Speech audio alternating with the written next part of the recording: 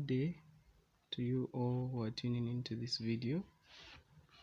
So my name is Amos Chitumba. I am Mr. Mutale's colleague. So for today's topic, we'll be looking at non-metals, and under non-metals, the subtopic is extraction of non-metals, which is under sulfur dioxide. So this question came in the 2025 GCE paper, and it was in section B, question 10. So the question reads, the contact process earns its name from the contact of the two gases on the surface of a solid catalyst to produce another gas X at 450 degrees Celsius. The reaction reaches a state of dynamic equilibrium. So we know that we're talking of the contact process.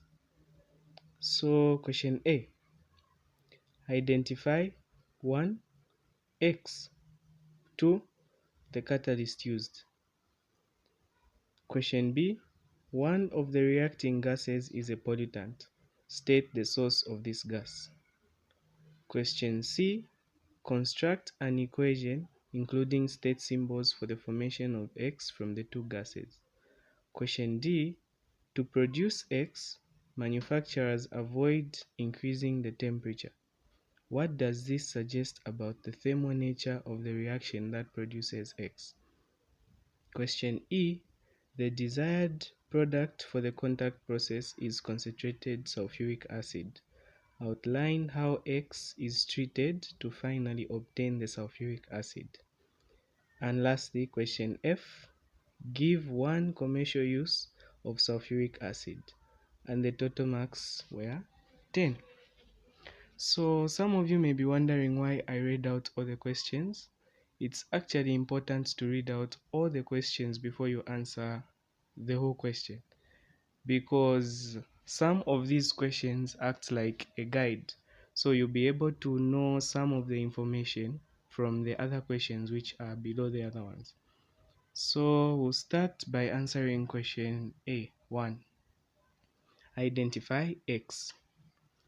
So in the contact process, the first step is that sulfur reacts with oxygen to produce sulfur dioxide, which is a gas. So it's solid plus gas to give you a gas. That means our gas X cannot be sulfur dioxide, because they've said that the contact process earns its name from the contact of the two gases on the surface of a solid catalyst to produce another gas X.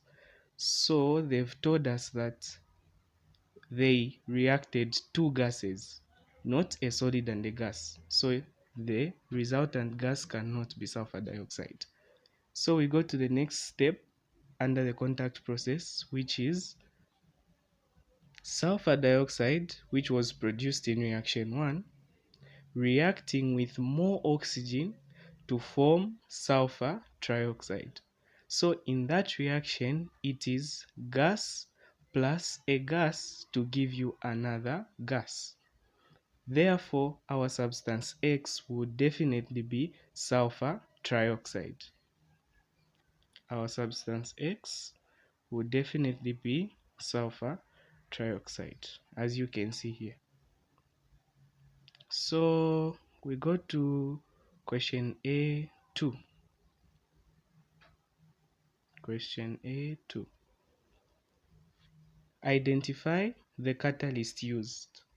So under the contact process, the catalyst that we use is vanadium 5 oxide. Vanadium 5 oxide. As you can see, as I am scrolling down there, yes, A2, vanadium 5 oxide or vanadium pentoxide. So we now go to question B. One of the reacting gases is a pollutant. State the source of this gas.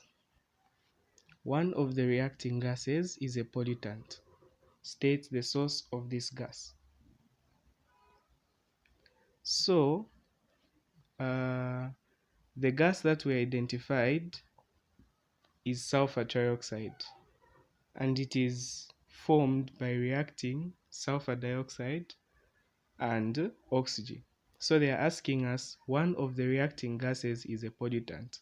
State the source of this gas. So one of the two gases between sulfur dioxide and oxygen is a pollutant. So we must state the source of that pollutant. So the pollutant between these two is sulfur dioxide, and the source comes from the burning of compounds which contain sulfur. They come from the burning of compounds which contain sulfur. Here, as you can see on B, sulfur dioxide comes from the burning of compounds which contain sulfur. Places include factories. Yes, so that's the answer for B. Then we go to question C. Question C. So question C reads, construct an equation including state symbols for the formation of X from the two gases. Sorry. Let me just scroll up again. Yes, so it reads, construct an equation including state symbols for the formation of X from the two gases. So basically, we are writing down the chemical equation in step 2 of the contact process. So it's just below here, the answer on C. So 2 sulfur dioxide molecules plus 1 oxygen molecule, giving you 2 molecules of sulfur trioxide by the use of a catalyst which is indicated on top there as vanadium 5 oxide. So in this case we use 2 double half arrows because the reaction is reversible. The reaction is reversible. Then we can go to question D. To produce X, manufacturers avoid increasing the temperature. What does this suggest about the thermal nature of the reaction that produces X? So according to this question, they just want us to state the nature of the forward reaction of the balanced chemical equation that we have written. So there are only 2 types of natures of chemical reactions, that is endothermic and exothermic. So in this case, if manufacturers are avoiding increasing the temperature, then that means the forward reaction is an exothermic reaction. The forward reaction is an exothermic reaction. So that's the answer on D. So why is it an exothermic reaction? This is because when you increase temperature, the endothermic reaction is going to be favored. So in that case, if we were to increase the temperature, more of sulfur dioxide and oxygen is going to be produced than sulfur trioxide. That's why manufacturers avoid increasing the temperature. So we can refer to Le Chatelier's principle on this question.